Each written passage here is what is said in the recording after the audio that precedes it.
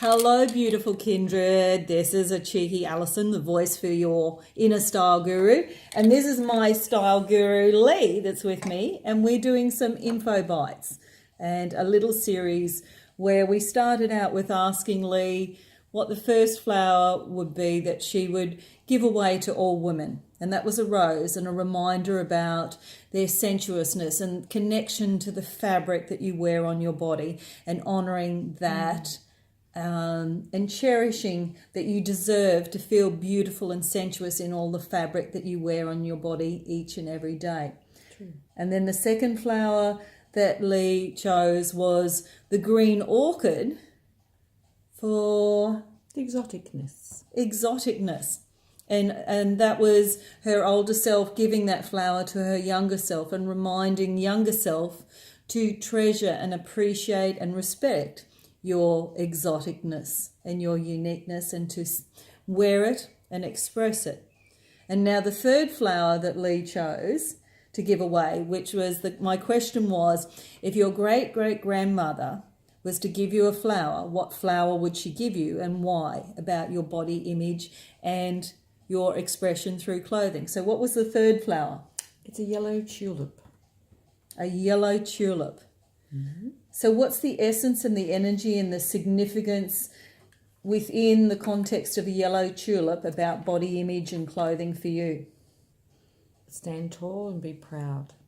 So stand tall and be proud. So if your great-great-grandmother could give you something, it's like stand tall and be proud. A head above and shoulders above the rest.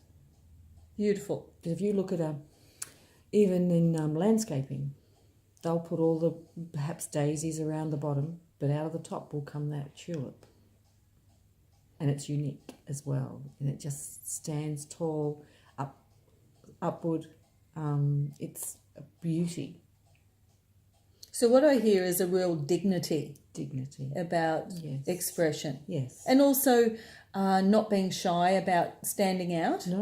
No, so because being everyone will look at you. Yeah, so being okay about standing out. So the message in this tulip is be okay to stand out, be okay to be above others, be dignified, wear it with pride.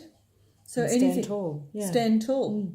You know, and I think it's really easy, you know, after, you know, the university of life, and depending on what commentary we've taken on board that's been said and plugged into us from others, that we start believing that we're not so delightful and that we don't deserve the best of the best. And that what I'm hearing in the tulip is it's like sovereignty, like you are sovereign, you are sacred, stand tall, wear it with pride, wear it with dignity. You know, and I know a lot of like the beautiful Sudanese women that I see, you know, walking around, and they're still in their beautiful, vivacious colours, and there's an absolute tall, prideful elegance that resides there. That comes from the way they've been brought up, their heritage. And that, to me, is an essence to hold on to. You know, and the tulip stands out. It wants to be proud and it wants to be showy. It makes its mark in life. There you go. So make the tulip as a signification in your wardrobe is be okay with standing out. Be okay with showing off a little bit. And it's interesting, recently I saw a video by a guy that wrote the book Think Like a Man and Act Like a Woman. And he was saying every woman should be a little bit shiny. And the context of that was that women deserve to look beautiful and self-express. Now, that doesn't mean being vain and preoccupied with appearance, but how do we actually be the fullness of our essence and our expression as we wear our clothes and go about our day-to-day business?